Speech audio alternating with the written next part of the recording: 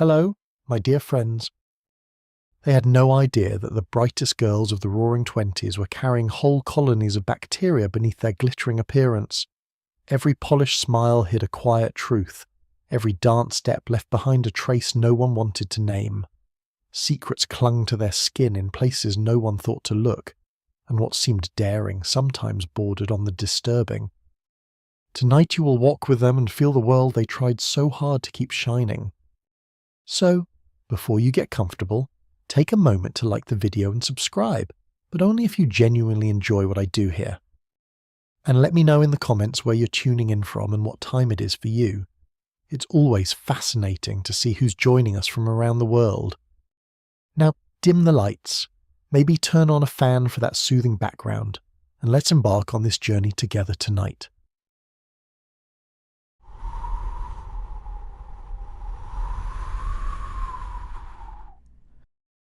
If someone were to step into the narrow apartments and rented rooms of young women in the Roaring Twenties, they would notice how ordinary the small routines of daily dressing seemed, even when those routines hid quiet discomfort beneath the brightness of fashion. The flapper girl lived fast, moved constantly, and rarely paused long enough to reconsider what she wore closest to her skin.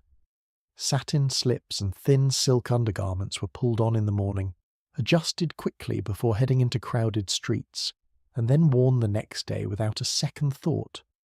Washing them took time, and time was a luxury for women who filled their nights with dance halls and their days with work.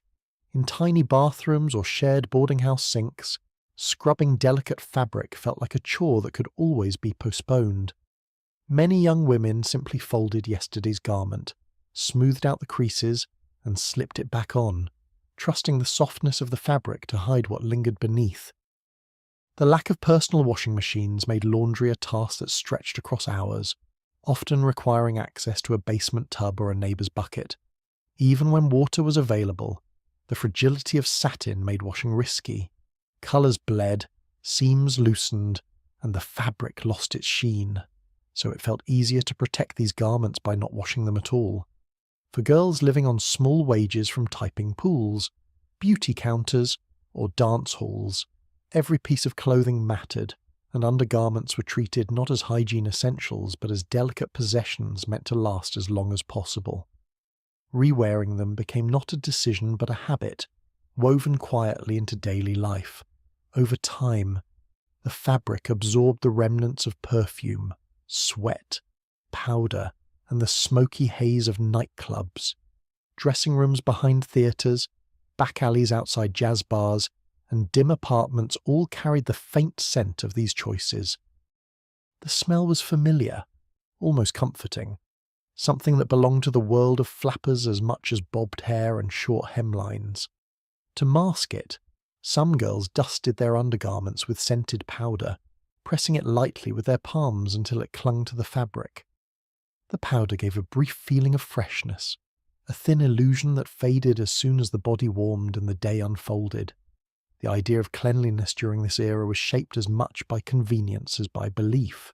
Soap was used carefully, water sparingly, and fabrics were protected above all.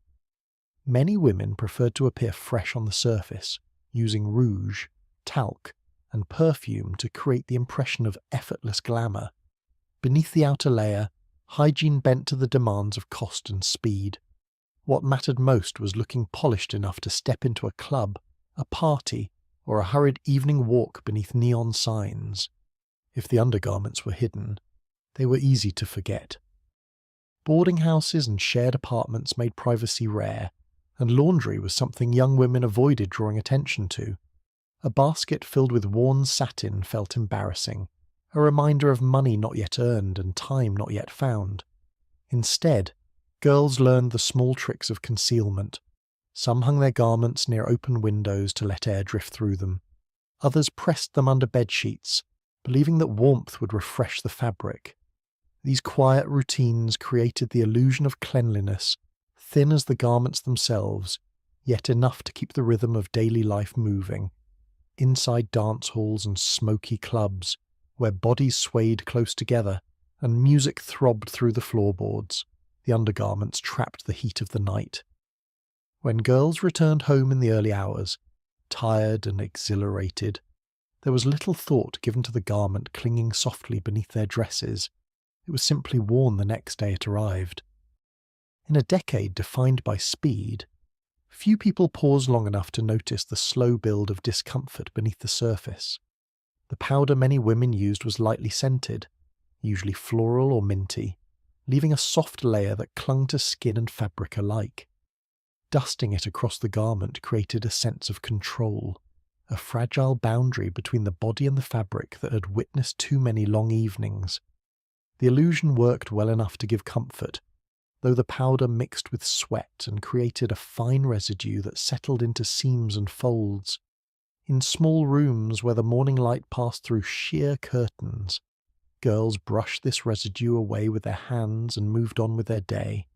Looking back, it is easy to wonder how something as intimate as clothing worn next to the skin was cared for so casually. Yet within the pace of the Roaring Twenties, the choice made sense. Life pushed forward quickly, and fashion demanded its own sacrifices. The flapper girl, bold in appearance but limited in means, balanced her world through small compromises that seemed harmless at the time. The result was a hidden layer of daily life rarely mentioned but commonly shared among women of that era. The undergarments that shimmered in store displays became, once worn, quiet witnesses to the pressures of modernity, poverty, and expectation, caught between glamour and reality with no simple escape. The rhythm of daily dressing, the quiet neglect of satin slips, and the reliance on powder all reveal how easily convenience replaced care in hidden parts of life.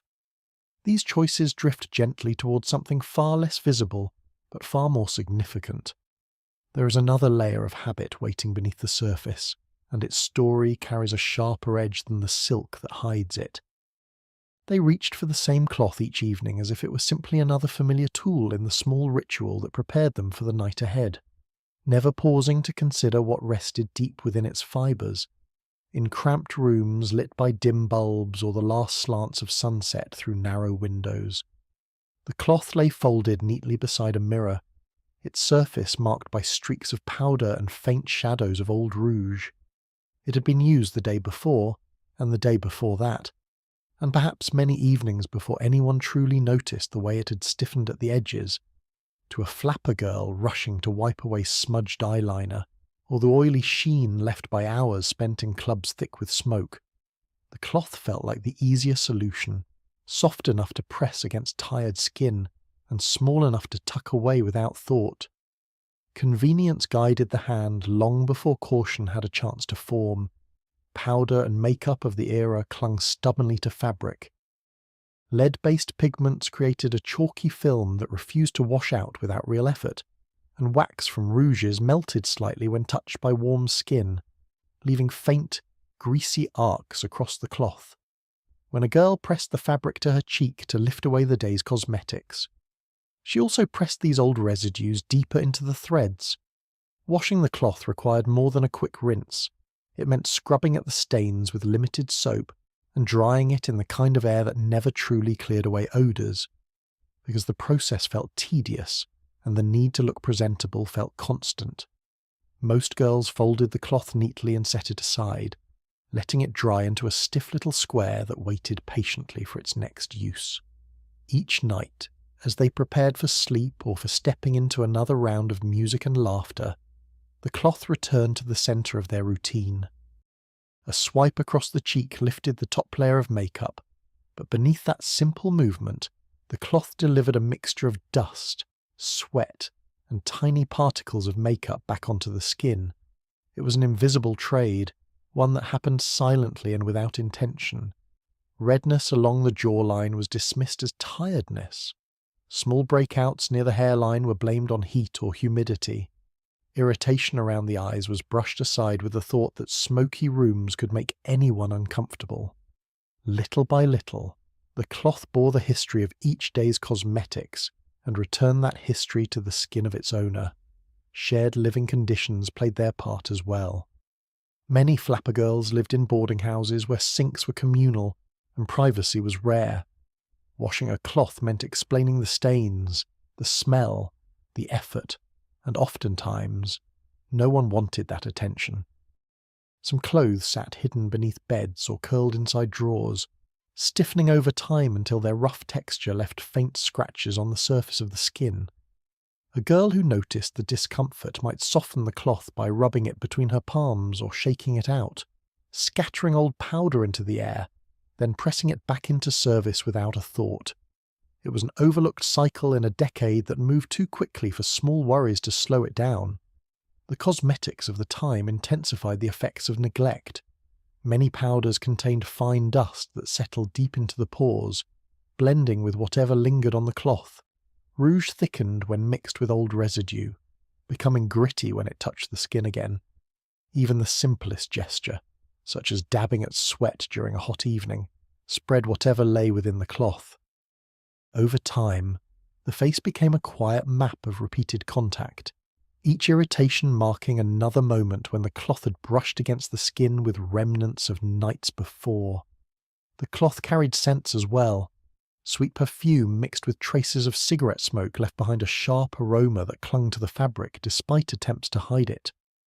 Some girls sprinkled talc on the cloth, hoping to brighten its surface or mask the scent, but the powder formed a thin crust over the older stains. The fabric grew heavier, rougher, and more textured with each use, yet the habit of keeping it close remained steady. At a time when money was scarce and daily routines demanded quick solutions, throwing away a cloth felt unnecessary. It remained in their small rooms, quiet and constant, absorbing the details of each day. As the decade pressed forward, the rhythm of nightlife made the cloth even more essential. After hours spent in warm rooms filled with dancing bodies, a girl returned home flushed with exertion, her makeup blurred, her skin damp.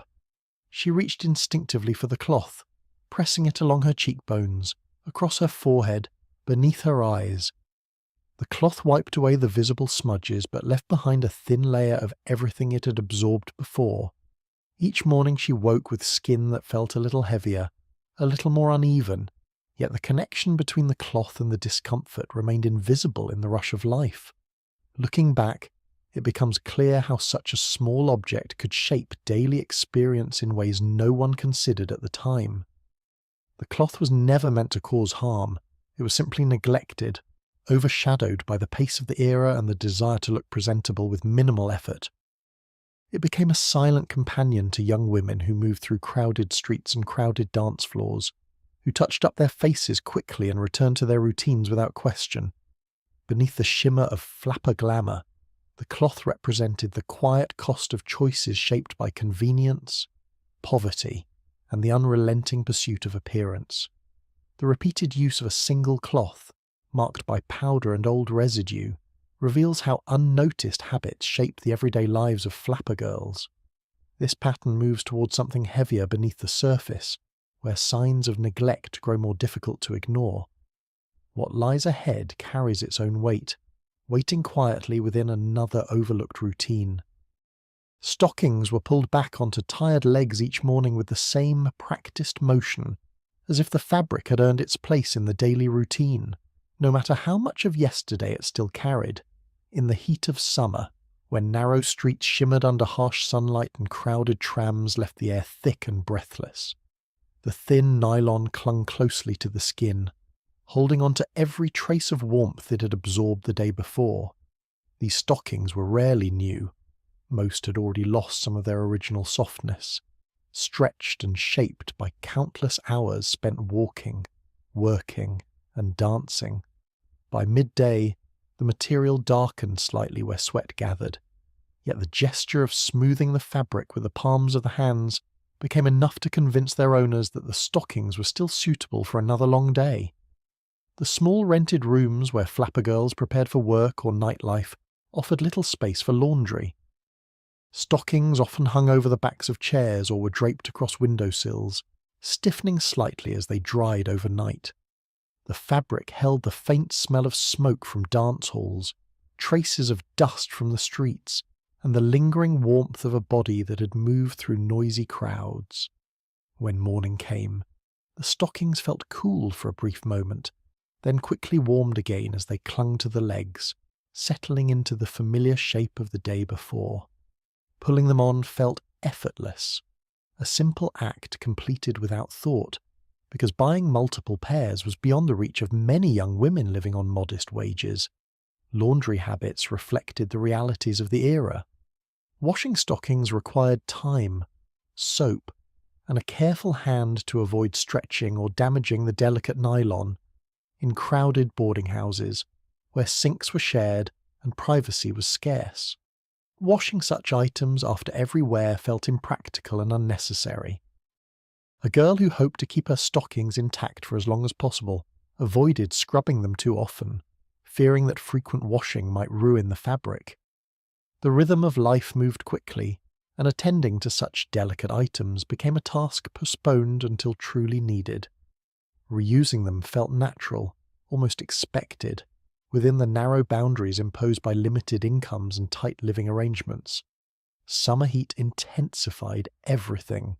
Sweat gathered behind the knees and along the calves, creating a damp layer between skin and fabric, inside shoes, where air could not circulate. The stockings became heavier by the hour. By the time a girl returned home, the fabric revealed faint outlines of the foot, slightly darker patches where moisture had lingered throughout the day. Adjustments were made casually, lifting the skirt slightly to smooth the stocking back into place, or brushing away the residue of powder that transferred from fingers to nylon. The stockings moulded to the body, quietly bearing the marks of long days and restless nights. To manage the constant dampness, some girls turned to scented powders. They sprinkled the powder lightly inside the stockings before pulling them on, creating the illusion of freshness at the start of the day. For a moment, the stockings felt dry and cool, carrying a faint floral or minty scent that comforted their wearers.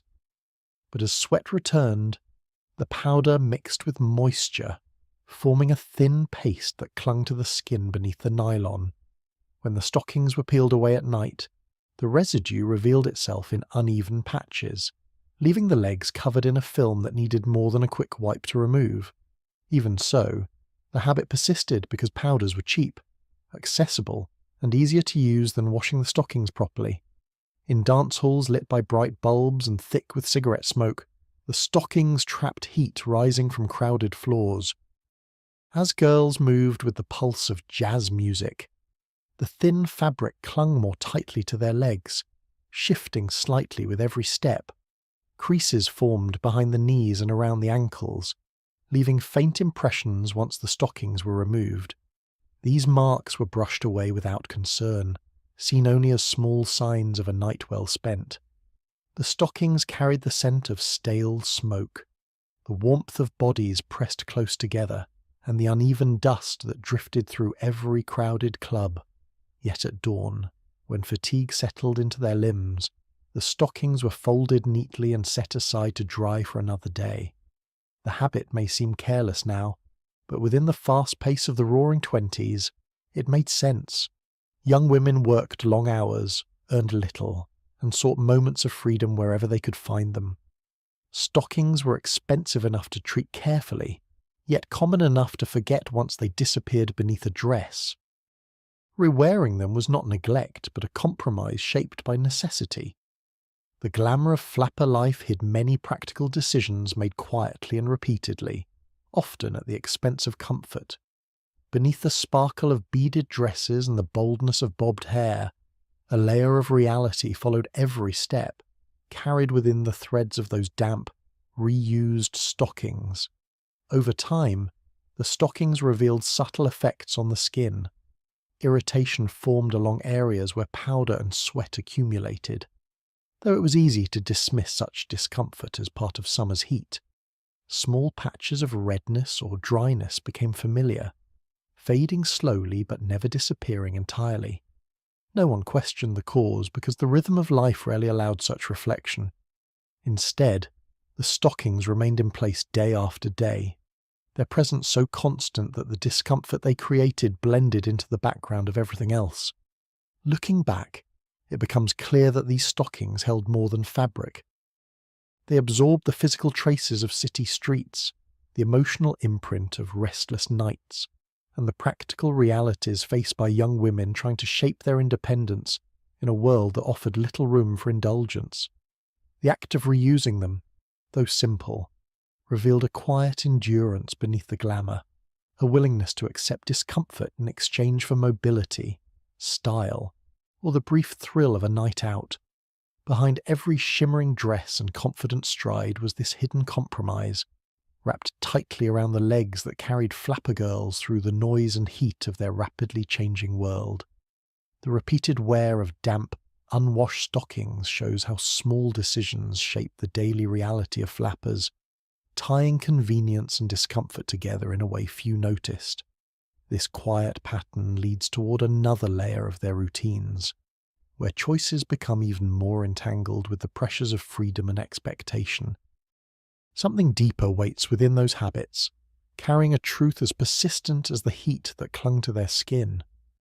Body odour drifted through the crowded rooms of the Roaring Twenties with a familiarity that few questioned, settling quietly into the rhythm of flapper life as naturally as smoke, music, and the sweet scent of cheap perfume in small apartments, dressing rooms behind clubs, and narrow hallways where girls rushed between dances. The warm air carried traces of sweat from long nights spent under bright lights.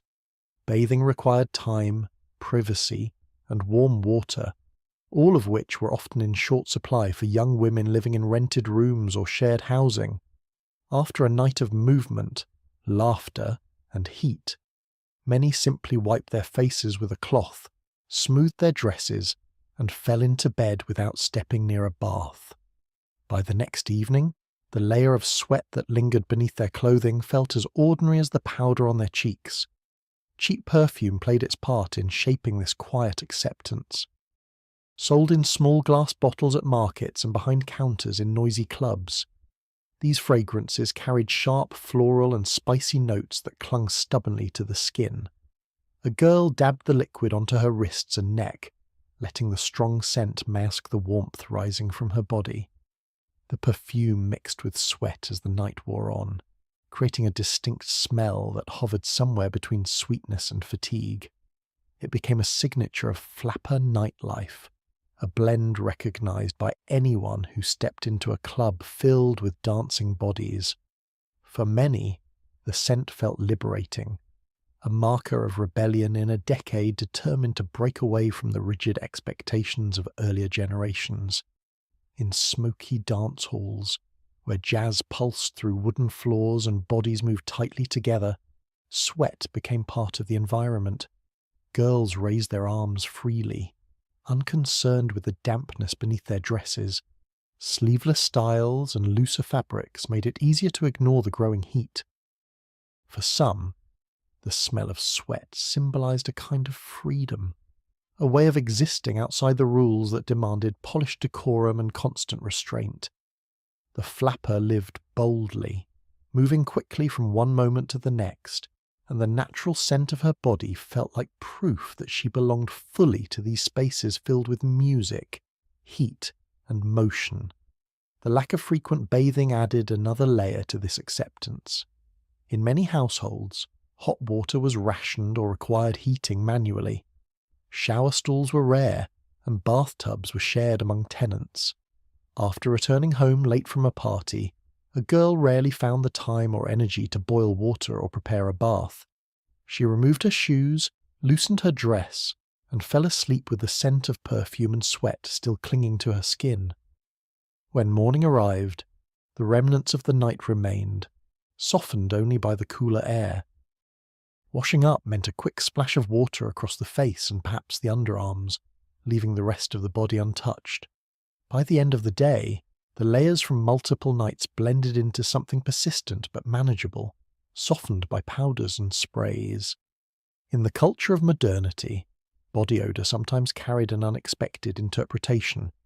The idea of being natural or untamed appealed to young women who viewed themselves as independent from societal restraints. Some embraced their scent as part of this new identity.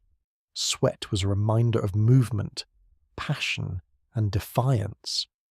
The smell became woven into the atmosphere of hidden bars and late-night gatherings, rising subtly from bodies that refused to sit still. Instead of hiding completely, the odour merged with the environment, absorbed into dresses, stockings, and the very fabric of nightlife. Perfume vendors understood this well. They offered fragrances specifically designed to overpower the scent of sweat without requiring a full bath. Heavier floral notes or sharp citrus blends became popular because they lasted longer on warm skin. A few drops applied before leaving the house promised hours of coverage, but as bodies heated and perfume mingled with sweat, the mixture took on a richer, more complicated aroma. Girls reapplied the scent throughout the night, layering it until the air around them held traces of both beauty and exhaustion. The combination became iconic, marking moments of freedom that blurred together in memory. The social atmosphere reinforced these habits. After-hours gatherings spilling out from dance halls onto city streets often found flappers still glowing from the heat, brushing hair from their damp necks while laughing with friends. No one stepped back or commented. It felt normal, almost expected for sweat and perfume to mingle in the warm night air. Conversations blended with the scents drifting from bodies that had moved for hours without pause. This normality created a shared comfort, a silent understanding that no one needed to conceal the signs of their long, lively nights. Looking back, the acceptance seemed surprising, yet within the pace of the Roaring Twenties, it felt practical. Life demanded constant movement, and the flapper embraced that movement fully. Bathing could wait. Freshness became a surface illusion created by powder, perfume, and the confidence to step into the world without apologies. Beneath the shimmer of beads and sparkling eyes, sweat marked each moment of freedom lived in a decade racing forward faster than anyone could fully absorb. The warm scent that followed flappers through crowded rooms reveals how boldly convenience and liberation intertwined in their daily lives, shaping choices that felt natural in the heat of modernity. This pattern reaches toward another habit where glamour and discomfort meet more sharply than before. Something else rises quietly from their routines, carrying a truth as persistent as the perfume that tried to cover it. Razors sat quietly on small vanity tables or inside worn cosmetic bags, their handles chipped and their blades dulled by repeated use. Yet they remained essential tools in the fast routines of flapper life. Most young women owned only one, sometimes shared with a friend or passed from hand to hand during rushed moments of preparation before an evening out. The metal often showed signs of age, faint orange streaks where moisture had settled too many times. Even so, these blades were lifted without hesitation, guided quickly along the underarm in the hope of keeping up with the fashionable sleeveless dresses that defined the era. The glamour of bare arms came with its own quiet cost, hidden beneath the shimmer of nightlife, in crowded boarding houses and small rented rooms where sinks were shared and privacy scarce. Proper shaving felt like a luxury rather than a necessary act of care. Hot water required time, and new razor blades required money that stretched thin against the cost of rent and clothing. Old blades lingered far past their usefulness, dragged across skin that was still warm from the day. The dull edge pulled rather than glided, leaving behind faint scratches that stung long after the evening ended. Yet the pressure to appear modern, clean, and daring pushed young women to keep shaving even when the tools were far from safe. Some borrowed razors from friends without thinking about what rested on the blade. The sharing felt casual, harmless, a small gesture of friendship in a decade fueled by spontaneity. One girl might finish her turn in front of the mirror and pass the blade to another, both eager to step into the night looking polished and confident. The razor carried traces of soap, old hair, and the slightest film of rust along the edges, but no one paused to sterilize it or inspect its surface. In the rush of preparing for dances, dates, and gatherings, the razor became an afterthought overshadowed by makeup, dresses, and perfume. The act of shaving itself often happened quickly. A girl lifted her arm, tilted her chin slightly, and scraped the blade across her skin in short strokes, repeating the motion until the area felt smooth enough. Without proper lighting or technique, the skin caught easily. Tiny cuts appeared, barely noticeable at first, but they deepened as the blade tugged along the curve of the underarm. Some cuts stung immediately, sharp little reminders of the tool's age. Others remained hidden until later, when sweat seeped into them during long nights of dancing. The irritation blended with the warmth of summer and the smoky air of clubs, turning each movement into a subtle discomfort she learned to ignore. Infections followed quietly.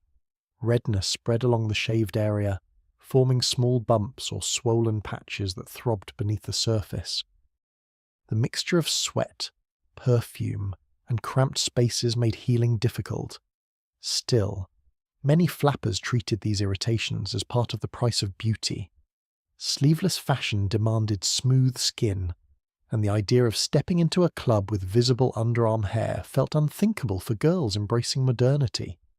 They dabbed powder over irritated spots, pressed perfume against the skin to mask lingering smells, or simply ignored the discomfort altogether. Appearance mattered more than the sting beneath the surface. Razor blades were not designed for long-term use, yet flapper girls pushed them far beyond their limit. Each dull stroke increased the risk of tearing the skin or dragging bacteria deeper into small openings left behind. Yet replacing the blade meant spending coins needed for stockings, makeup, or tickets to dance halls. In a decade where freedom and pleasure were celebrated loudly, practical concerns like hygiene quietly fell to the side. The razor, old and poorly maintained, remained part of the routine, shaping smoothness through discomfort that stayed hidden beneath the confident posture of flapper fashion. Many applied a thin layer of powder beneath their arms after shaving, believing it would soothe the skin or prevent shine beneath the bright club lights. The powder, mixed with perfume, created a fragrant layer that masked the irritation but offered no real protection. As the night grew warm, the mixture dissolved slowly into the small cuts and abrasions left behind, deepening the sensation of rawness by the time the evening ended. The next day, the same blade returned to their skin, pressed again along areas that had not yet healed. Looking back, the contrast is stark. The flapper girl embodied boldness, independence, and the breaking of tradition. Yet beneath this modern image lay the quiet compromises of limited resources and rushed routines. Shaving with dull or shared razors was not a choice born of carelessness, but of necessity. Time moved quickly, money remained scarce, and beauty demanded its own sacrifices.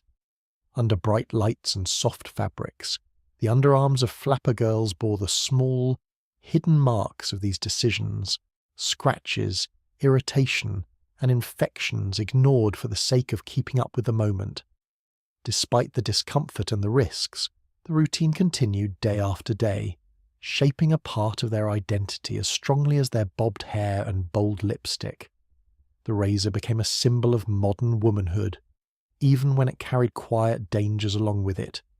Each stroke represented the desire to step into a world that expected confidence and glamour, no matter what settled beneath the surface, and so the shaving continued, performed in haste, accepted with familiarity, and woven into the intimate details of flapper life. The careless rush of shaving with old blades shows how deeply appearance and discomfort are intertwined in flapper routines, hiding small wounds beneath the shimmer of modern fashion. This pattern reaches into another habit shaped by the same urgency, where beauty demands yet another quiet compromise. A deeper sign waits within that ritual, carrying a quiet reminder of the risks they accepted each day. Mascara came to life each evening in dim rooms where flapper girls leaned close to small mirrors, the air around them heavy with perfume and the faint scent of powder. On their dressing tables lay tiny tins or homemade mixtures, each holding a thick black paste created from soot blended with animal fat. The substance looked harmless in the low light, a dark smear that promised bold lashes to match bold spirits. Glamour was built in layers during this decade, and darkened lashes were one of its sharpest markers, a detail that transformed tired eyes into symbols of confidence and rebellion. What few noticed was how crude the mixture truly was, how easily the soft brush or wooden stick carried grains of soot into the corners of their eyes. The ingredients clung to everything they touched. When the small tin was opened, a faint cloud of black dust drifted upward, settling on the mirror, the table, and sometimes directly into the eye of the girl preparing for her night out. She blinked quickly, pressing a fingertip to the corner of her eye to brush away the irritation. The sensation was familiar, a small sting accepted as part of the process. Soot-based cosmetics had existed for generations, but within the fast routines of flapper life, the application became hurried and imprecise, guided more by habit than by care. Water rarely played a role in these spaces, so the mascara was applied dry. Some girls dipped a wooden stick into the mixture and ran it along their lashes with a single quick motion. Others used small brushes stiffened by old product, brushing lashes upward until they grew heavy and sticky. The soot clung to the natural oils around the eye, forming a dark halo that deepened in warmth and humidity. In crowded dance halls, where sweat gathered beneath the lights and bodies moved close together, the mascara softened into small patches that smudged along the eyelids. A girl might wipe the area with her fingertip, smearing it further and pushing tiny grains into the delicate folds of skin. The irritation that followed often arrived slowly. A faint redness developed along the edge of the eyelid, growing warmer as the night went on. The eye watered slightly, attempting to flush out whatever particle had lodged itself there. Some girls assumed it was caused by cigarette smoke or tiredness, unaware that the mascara itself carried dust small enough to hide beneath the lashes for days. The mixture of soot and fat created the perfect environment for bacteria to linger, and infections grew quietly in the corner of the eye where shadows hid the first signs of swelling. Despite the discomfort, mascara remained a staple. The bold, dark lashes it created were a defining mark of flapper beauty, a statement that separated the modern girl from the women of earlier generations. In photographs and mirrors, the effect was unmistakable. Lashes appeared thicker, eyes looked larger, and the entire face gained a sharpness that captured the energy of the decade. Beneath the surface, however, the skin around the eye grew tender. Some girls noticed small flakes forming along the lash line, the result of irritation caused by the repeated presence of soot. But the desire to look striking outweighed the urge to rest the eyes or change their routine. Tools were limited. Wooden sticks, matchstick ends, or small brushes served as applicators. These tools were rarely cleaned. A stick dipped into the mixture one night was used again the next, carrying dried product and fragments of dust with it. When pressed near the eye, the stick sometimes scratched the skin or tugged at delicate lashes, causing them to weaken or fall out. Girls would rub the area gently afterward, not realizing how many impurities were being pushed deeper into the eyelid. The skin reacted slowly, becoming swollen or itchy, yet these symptoms blended effortlessly into the exhaustion that followed late nights. In shared living spaces, mascara often became a communal item. Friends preparing together before an evening out might dip their own tools into the same tin, transferring bacteria from one set of lashes to another.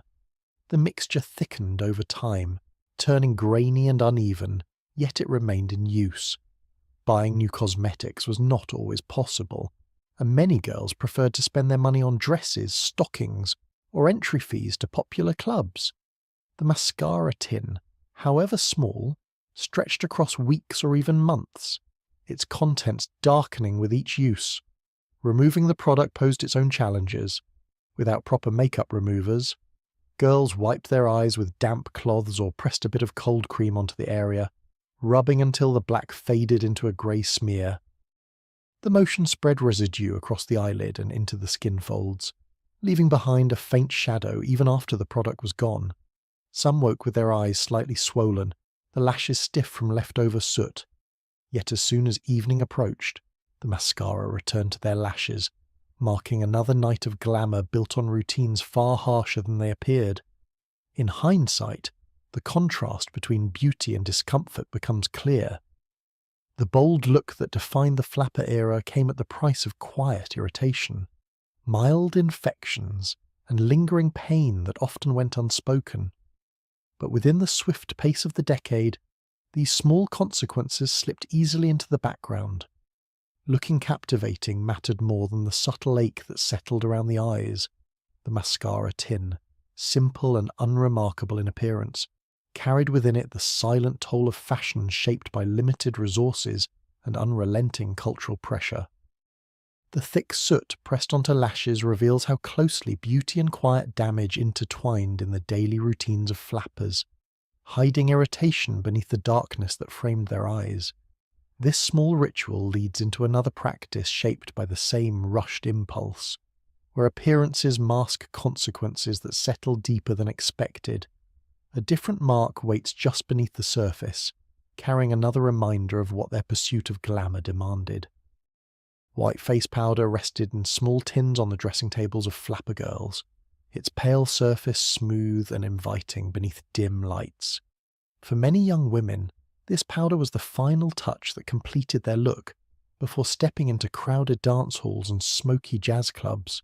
A dusting across the cheeks, forehead, and chin transformed tired skin into a bright porcelain surface that stood out beneath the glow of electric lights.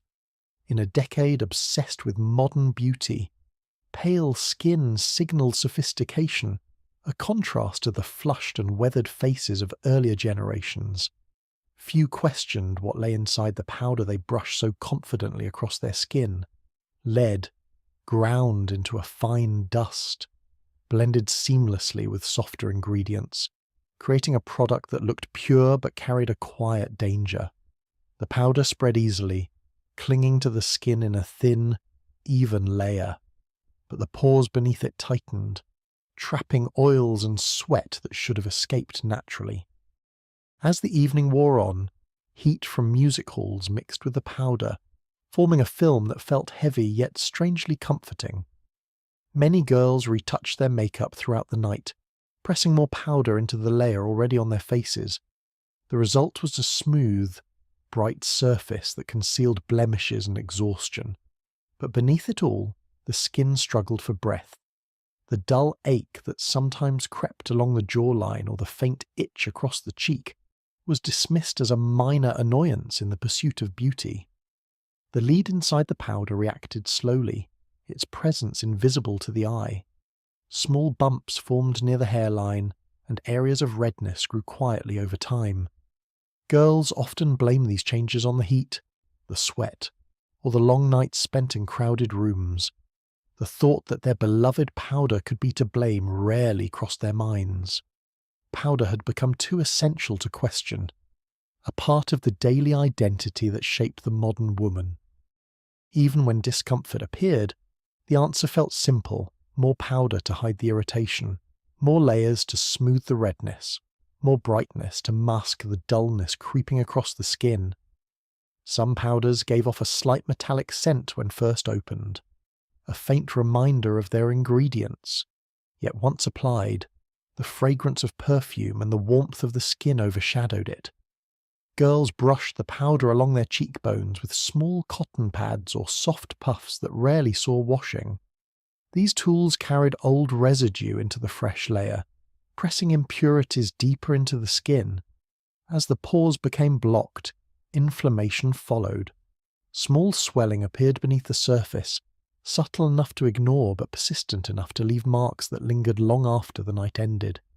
When the evening faded and the rush of music softened into memory, many flappers returned home too tired to remove their makeup. They slipped out of their dresses, loosened their shoes, and collapsed into bed with the powder still clinging to their faces. On warm nights, the mixture of sweat and powder created a sticky film that settled into every crease of the skin. Sleeping with makeup felt harmless, a small rebellion against routines that demanded time they did not have. Morning light revealed the truth more clearly. The powder had settled into fine lines, leaving the skin dry, tight, and slightly swollen. Yet even then, the preferred solution was simple: apply another layer and start the day anew. The cycle deepened as the decade progressed. Each new layer trapped more of the skin's natural oils, causing fresh eruptions that required even more coverage. A flapper might run her fingers gently over her cheek, feeling the uneven texture beneath the powder, but refusing to acknowledge what caused it. Looking polished mattered more than the discomfort that swelled quietly beneath the surface. The powder became both a shield and a burden, disguising the damage it helped create. The shared living spaces many flappers called home added another complication. In boarding houses, washing one's face properly required warm water and privacy, neither of which was guaranteed. Some girls used only a damp cloth, rubbing lightly until the top layer of powder lifted away, but leaving much of it behind.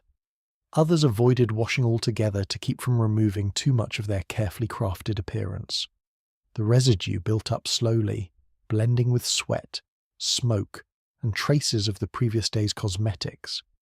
The skin grew increasingly sensitive, reacting more strongly each time a new layer was pressed into place. In dance halls and smoky bars, the powder held its place beneath the heat. Sweat ran lightly along the temples and down the sides of the face, but the powder remained as a pale mask beneath the movement. When girls brushed away the sweat with the back of their hands, streaks of powder transferred to their fingers. They swiped it away casually, unaware that the mixture of heat and lead was settling deeper into the pores. As hours passed, the powder hardened into thin patches that cracked slightly when they laughed or smiled. These small signs of strain went unnoticed in the excitement of the moment. Looking back, the brightness achieved through lead powder comes into focus as one of the era's quiet contradictions. The flapper girl embraced modernity and freedom, yet her beauty routine carried elements of the past, harsh, unsafe, and disguised beneath glamour. The powder that created the iconic flapper look also left marks that spoke of discomfort, hidden beneath layers of confidence and style. Yet the girls continued to use it, drawn to the appearance it provided even as their skin grew increasingly fragile. The pale mask pressed onto their faces reveals how tightly beauty and quiet harm were woven together in flapper routines, hiding irritation beneath a smooth surface. This practice leads toward another habit where the cost of appearance settles deeper than expected. Some fading hint lingers behind the powder, waiting to show how far these compromises extended. Lip colour became one of the strongest symbols of the flapper era, a bright red mark that announced confidence the moment a girl stepped into a room. On dressing tables and inside small handbags, tubes and tins of lipstick waited beneath dim lights, their surfaces worn smooth from constant use. The colour inside was bold and striking, a mixture of animal fat melted with chemical dyes that created the deep red so closely tied to the rebellious spirit of the decade. The scent was faintly sweet with an oily undertone, a smell that lingered on fingertips and inside the lids of small metal containers. Applying it felt like claiming a new identity, a way of standing apart from older expectations that demanded modesty and restraint. The flapper girl embraced the shock of red lips, unaware of how much the product carried into the tiny cracks of her skin. The texture of the lipstick thickened as the fat cooled, forming a substance that softened only when pressed against warm lips. Each swipe left a glossy layer that coated the mouth in colour, filling in dryness and hiding small imperfections. But beneath that smooth surface, the skin often cracked from long nights spent in smoky bars and crowded dance halls, where the air dried quickly and water was rarely at hand. Many girls lick their lips between dances, a habit that worsened the dryness, leaving the skin rough by the time the next layer of lipstick was applied. Instead of healing, the cracks deepened as more pigment settled into them. In shared bathrooms behind bars and clubs, lipstick passed easily from hand to hand. A girl might pull a small container from her purse, open it quickly, and offer it to a friend who wanted to refresh her look before stepping back into the noise. The mirror above the sink reflected pairs of faces leaning close, touching up their lips together, the movement hurried and familiar. In these spaces, no one stopped to think about who had used the lipstick before or what lingered on its surface. The tube carried traces of saliva, sweat, and powder from multiple users, mixing quietly into the red paste that promised a perfect finish. The warmth and humidity of crowded nightlife softened the lipstick even more. In the corner of a dressing room or the cramped bathroom of a speakeasy, the pigment melted slightly inside its case, becoming sticky and easier to transfer. Each girl who applied it pressed her lips firmly together afterward, smoothing the colour across the surface. The motion sealed in whatever had settled into the cracks of her lips, residue from drinks, particles from cigarettes, or the invisible bacteria that collected across the skin after hours of talking, laughing, and dancing. When she reapplied the colour later in the evening, the old layer blended seamlessly into the new one, forming a thick coating that trapped everything beneath it.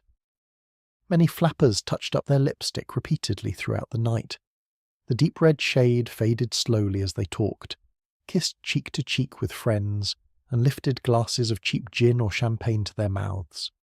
The constant friction left the lips sensitive, sometimes swollen, and the skin had cracked. Instead of resting the skin or wiping the area clean, girls chose to apply more colour, hoping to restore the vivid brightness associated with modernity and boldness. The new layer spread unevenly across the damaged surface, filling in the small cuts and making them appear smooth from a distance.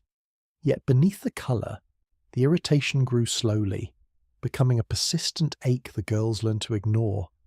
The ingredients inside the lipstick carried their own risks. Chemical dyes created vibrant colour but irritated sensitive skin, especially when mixed with animal fats that aged quickly and developed an unpleasant taste. When exposed to heat inside a purse or pocket, the mixture sometimes separated slightly, forming a thin, oily film over the top. The next application pressed this film directly onto chapped lips, worsening the dryness and creating a subtle burn along the edges of the mouth. Still, the appeal of red lipstick outweighed any discomfort. The colour represented liberation, glamour, and a new kind of womanhood emerging in a world that demanded attention. In the mornings after long nights, flapper girls often woke with their lips still stained red. The colour lingered along the cracks and edges, clinging to the roughest patches of skin. Washing it off required effort, usually done with a damp cloth that removed only the top layer. The pigment beneath remained, turning the lips tender and inflamed. Yet as the evening approached again, the familiar ritual resumed. The red returned, covering the signs of wear and presenting the confident image expected from a modern woman stepping into the world. Looking back, the combination of drying pigments, shared containers, and constant reapplication becomes a quiet testament to the hidden realities beneath flapper glamour. The bright red lips that defined the decade masked the damage forming slowly underneath, where bacteria and irritations settled into the smallest openings of the skin. The lipstick that promised allure carried within it the marks of long nights, shared tools, and a relentless pursuit of appearance. Even though discomfort was common, the boldness of the colour kept the ritual alive, binding beauty and harm together in a way few recognised at the time. The deep red coating pressed over cracked lips reveals how closely confidence and quiet damage intertwined in flapper life, hiding irritation beneath a glossy surface. This ritual stretches into another habit shaped by the same restless pace, where the cost of appearance settles into the smallest parts of their daily routine. One subtle trace waits to rise from beneath the colour, hinting at how far these compromises would reach. Gloves were one of the most defining accessories of the flapper look, worn not only for fashion but for the subtle sense of elegance they added to every movement. Satin, lace, or thin cotton gloves slipped easily over the hands, their soft texture smoothing the appearance of the skin and completing the clean, modern silhouette flapper girls chased each night. At first glance, they looked pristine, the pale colours catching the light of dance halls and street lamps, giving the impression of refinement. Yet these gloves, worn through long evenings and busy days, rarely met water or soap. Instead, they followed their owners everywhere, collecting the residue of crowded streets, smoky rooms, and powdered faces without ever being properly cleaned. The delicate fabrics absorbed everything they touched.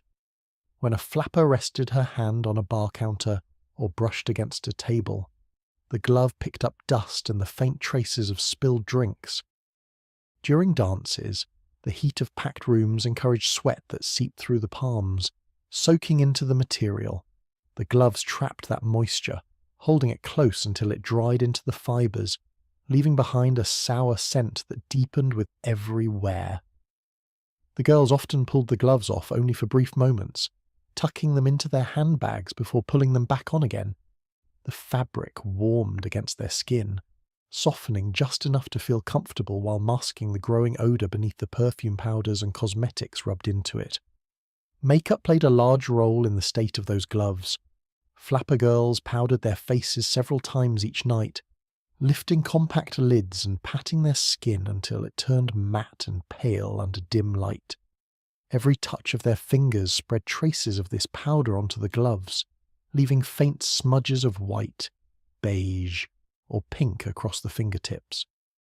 Lipstick added darker streaks, staining the edges where gloves brushed against the mouth during conversation or while adjusting hair. Over time, these marks blended into the material, creating patterns barely noticeable to the wearer but unmistakably present to anyone standing close. Many flappers cherished their gloves too much to risk washing them improperly. Satin warped when exposed to water, lace tore easily, and dyes ran unpredictably. Cleaning required time, skill, and care, all of which were inconvenient in a world where nights were long and preparation hurried. Instead, girls folded their gloves neatly at the end of the evening, placing them beside jewellery boxes or draping them over chairbacks, allowing them to air rather than actually cleaning them. By the next night, the gloves would return to their rightful place as part of the outfit, carrying with them the remnants of all the places they had been. Some attempted to solve the growing odour through fragrance. Cheap perfumes sold in smoky jazz clubs were poured over gloved hands or sprayed in quick bursts along the fabric. For a brief moment, the sweet or floral scent masked the unpleasant smell rising from the fibres. But as the alcohol evaporated, the deeper odours returned, now mixed with harsh chemicals from low-quality perfumes that left their own lingering residue. Touching the gloves afterwards sometimes felt slightly tacky, the fabric now coated in layers of sweat, powder, and scent. Flapper gloves also carried the texture of the environments they passed through. In dance halls where cigarette smoke hung thick in the air, gloves absorbed the scent until their fibres held a faint smell of burnt paper and tobacco. In bars where wooden surfaces were polished frequently, the gloves picked up traces of oils left behind. Even stepping onto streetcars or walking through busy city blocks contributed small particles of grime and soot that clung quietly to the material. With each wear, the gloves became less a fashion accessory and more a record of the flapper's journey through the rhythms of nightlife. Few questioned the hygiene of gloves because they were seen as barriers, thin layers that separated hands from the world, implying a form of cleanliness. The truth ran opposite. The fabric acted less as protection and more as a sponge, trapping everything it touched. Beneath the graceful movements of a hand lifting a drink or adjusting a hat, the gloves held the residue of days and nights without pause. Skin beneath them sometimes grew irritated from constant moisture, and the material rubbed against the knuckles, leaving faint marks that remained long after the gloves were removed. Despite the discomfort, gloves stayed firmly in fashion. Their presence signalled sophistication, individuality, and modern style. Even when the odour became difficult to ignore, the thought of replacing or thoroughly washing them rarely crossed the minds of young women striving to keep up with rapid trends. Gloves were simply too essential, too tied to the image they wished to present. So they endured, night after night, worn over hands that moved through the world with confidence, while the fabric carried the quiet truth of their neglect. In this contradiction between appearance and reality lies a clear reflection of flapper life. The glamour presented by polished outfits and bold makeup hid the small, inconvenient details beneath the surface. The gloves that completed the look also revealed how far these young women were willing to go to maintain their image, even when it meant embracing discomfort and overlooking the growing consequences. The gloves worn without rest reveal how strongly outward elegance overshadowed the hidden grime pressed into every thread. This habit leads naturally into another routine shaped by the same desire to maintain appearances, even when comfort fades. One faint signal within these choices waits to uncover how much deeper the strain of fashion would run. This short, sleek bob became one of the strongest symbols of the flapper identity, a style that carried the energy of modern life in every sharp line. The cut framed the face cleanly, drawing attention to bold makeup and bright expressions, but maintaining that polished shape required more than careful trimming. Many young women discovered that an unwashed head of hair, heavy with natural oils, held its form better than freshly cleaned strands. The weight helped it curve neatly inward at the ends, allowing the famous flapper silhouette to stay in place through long hours